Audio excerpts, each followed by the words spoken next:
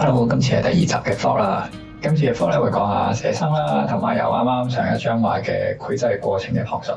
呢一日咧就同朋友去咗野餐啦，順便寫生嘅。今次咧我就主要帶咗一支毛筆去手繪啦。雖然我自己習慣喺電腦上面畫畫，但係有時喺出邊寫生啊，或畫真人嘅模特兒一啲 gesture 速寫嗰陣咧，多數都會用針筆啦或者毛筆去畫嘅，都唔用鉛筆或者 iPad 嗰啲咧，就係因為畫錯咗咧就冇得改正啦，或者Ctrl+加咁就可以強迫喺落筆之前諗清楚先畫啦。只要克服唔喺畫布上面留低錯誤嘅心態咧，咁其實整體作畫嘅時間會比較快嘅。今次只係簡單拍咗啲畫完嘅片。如果觀眾知道有啲咩好嘅工具可以方便 set 好個電話相機嗰啲拍低畫畫過程嘅，歡迎喺下面留言話俾我聽。寫生嘅難度之一係嚟自個時間嘅限制啦。尤其是係張畫入邊嘅人啦，佢哋都唔會長時間擺住同一個動作嘅，好多時咧都需要靠短短幾秒嘅記憶啦，跟住再腦補剩低嘅部分。咁課程當中咧都一定會將唔同時段嘅人用拼貼嘅方法咁樣畫喺畫布上面啦，咁都會同跟住張相嚟畫個感覺好唔同嘅。太陽產生嘅投影啦，都會隨住時間偏移嘅，呢個變化雖然會慢啲啦，但係都需要留意。用毛筆畫啲自然風景其實好方便嘅，因為毛筆嘅質感咧可以概括到啲樹葉啊同埋各種植物。咁如果單靠畫線或者排線去畫咧就好困難。我知用嘅筆係 Pentel 嘅 Brush Pen 啦，咁因為淨係得一支科毛筆咧，就冇另外準備到清水啊嗰啲去做一啲淡墨咁樣嘅話，只可以靠出墨嘅量去控制嘅深淺色啦，咁啊做出呢個遠近景嘅效果都會幾難嘅。如果造型再進一啲咧，畫面嘅遠近景層次應該都可以表達得好啲。因為落墨就一定係深色㗎啦，咁所以畫嘅時候咧，基本上就係要一路留意住啲輪廓啦，一路就畫出影嘅形狀。將受光嘅地方咧就用留白嘅方式做出嚟啦。咁右上角嘅天空同埋左下角嘅草地咧，都因為冇咁重要啦，同埋需要留白。咁當左右葉一齊睇嗰陣咧，就以我哋覺得呢個構圖都唔錯嘅。呢個係事前冇考慮過嘅，只係按照啱啱講嘅畫畫嘅思考方法啦，畫到中間嗰陣發現嘅。今次嘅寫生大概就係咁樣啦。對我嚟講咧，呢啲畫畫嘅機會就好似同做 gym 差唔多嘅，就好似啲運動員都需要去 gym 健身練一下肌肉嘅力量咁啦。咁畫畫就好似去練一下啲基本功咁樣嘅感覺。當基本功過咗某個程度咧，咁雖然可以脫離咗呢個新手階段啦，但係如果要持久咁進步落去咧，咁啊需要有好熟練嘅基本功嘅。要將呢個基本功練到純熟快速啦，咁可以提升呢個作畫嘅速度，可以融會貫通、舉一反三咁運用出嚟。喺從中揾到個人嘅風格咧，係一件好困難、好嘥時間嘅事。我以前嘅咧就會被呢個基本功呢個字嘅字面意思又誤導啦，會覺得已經學過晒所有畫畫上面基本功嘅課題就已經夠啦。但係當喺度面對自己作畫嘅問題，例如畫嘅速度太慢啦，咁諗咗好耐，當中嘅原因之一可能就係我呢類半路出家嘅啲基本功仲係未夠紮實。因為基本功就係最低層嘅新手村啦，過咗佢就可以啦。但係其實應該係畫畫最核心嘅系統硬件，有乜嘢需要改善咧，都可以翻返去基本功嘅課題嘅。今次呢張相咧就啱啱好影到呢個大廚望住其他助手廚師喺度烹調嘅情景啦。咁睇落去好似有種威嚴咁嘅樣咁啊，用咗呢個主題嚟做呢張畫嘅練習啦。咁同上次一樣啦，都係執咗圖先啦，大概揾咗個調整嘅方向咁啊開始畫啦。因為係好隨便咁攞張手機影嘅啦，咁啊個角度啊構圖嗰啲都可能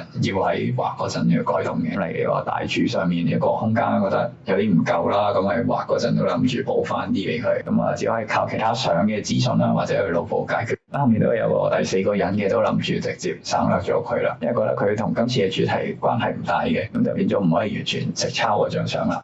一開始都係用色塊嚟起稿先啦，今次將個畫面切割，咁啊揾啲人物啊、啲物件嘅剪影之類嘅基本資訊。一個畫法就係我比較中意嘅啦，原因之一係因為我畫線就比較弱嘅，一嚟咧就用好精準嘅線稿去決定個畫面咧，對我嚟講好困難啦。用呢個色塊切割咧就好似雕刻咁啦，慢慢將個主體雕細佢。光影同埋顏色咧都係同一時間一路畫一路做抉擇嘅，咁所以畫面就比較快有感覺啦。但係因為要同時間處理好多資訊咧，咁喺發揮上係有機會被打折扣嘅。咁慢慢細化嘅時間又唔一定會每一次都快過用線稿起手。咁唔同方法各有個好處同短處咯。呢度咧畫緊大廚嘅手啦，咁呢一部分咧就決定咗係畫得比較寫實風格嘅一個素描練習。係因為一個畫面嘅光暗俾我調整過啦，咁唔可以直接將相入邊嘅顏色就照抄晒落去張畫度啦。畫嘅時候咧，我就用咗比較多嘅紋理筆刷，利用啲筆刷嘅紋理啊、雜色同埋啲筆觸去概括一啲例如皮膚嘅質感等嘅資訊啦。我自己都研究咗好耐，都唔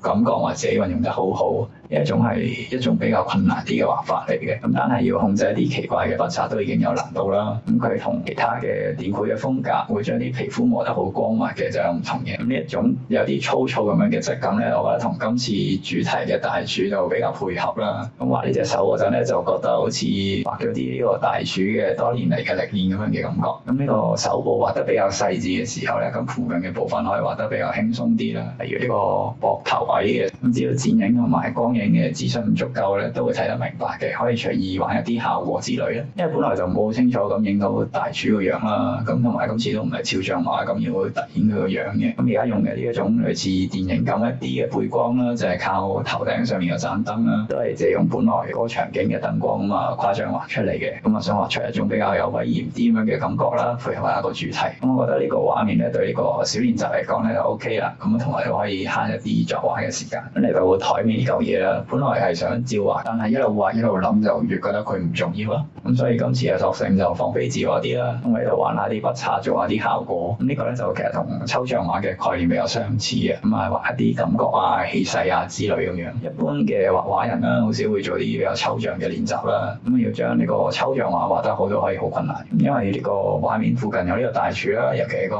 啱啱畫咗嘅呢個寫實風格啲嘅手部咁啊撐住個畫面。我喺呢度有資格可以畫得比較放任一啲啦，亦都可以幫畫面加多啲氣氛。所以今次畫呢一張相咧，都會比上次多啲繪畫嘅感覺。因為呢張畫畫嘅手比一畫樣畫得細膩啲啦，咁啊因為本來就唔想突顯佢哋嘅樣啦。呢邊畫面呢4隻手咧都係比較凌亂啦，咁喺畫嘅時候咧就要處理一下物件嘅前後關係啦，咁令到人哋容易啲消化畫面入邊嘅資訊嘅。觀眾可以透過呢刻畫得比較細嘅呢啲手咧，咁一路望到去個火爐邊啦。咁啊喺其他人物嘅樣上面咧，個目光停留時間會比較短嘅。你哋都係喺畫嗰陣咧，透過啲啱啱講嘅一啲取捨啦，刻意安排嘅。咁要將啲事物直接畫出嚟就係基本功啦。咁但係要將物件同物件之間嘅關係同埋點樣安排個畫面嘅內容咧，就好考功夫啦。咁因為其他人都唔係主角啦，所以都畫得比較模糊嘅，但係大體嘅輪廓都要注意一下咁啦。呢個場景要畫嘅嘢咧，就差唔多都畫咗一次啦。咁如果要成張畫完成度再高啲咧，咁就要根據啱先講嗰啲按層次細化落去啦。咁我覺得以呢張練習嚟講咧，我覺得可以喺呢個位停筆。今次介紹咗呢個畫面上面嘅安排啲諗法啦。咁下次大家欣賞其他畫作嗰陣，都可以試下用呢個思路代入去睇，等呢個視線被帶住喺畫布上面行一個圈，感受一下個畫作想帶你睇啲乜嘢，睇乜嘢故事咁樣咯。今集嘅分享就到呢度啦，中意睇嘅就記得 like、comment 同 subscribe，我哋下次再見。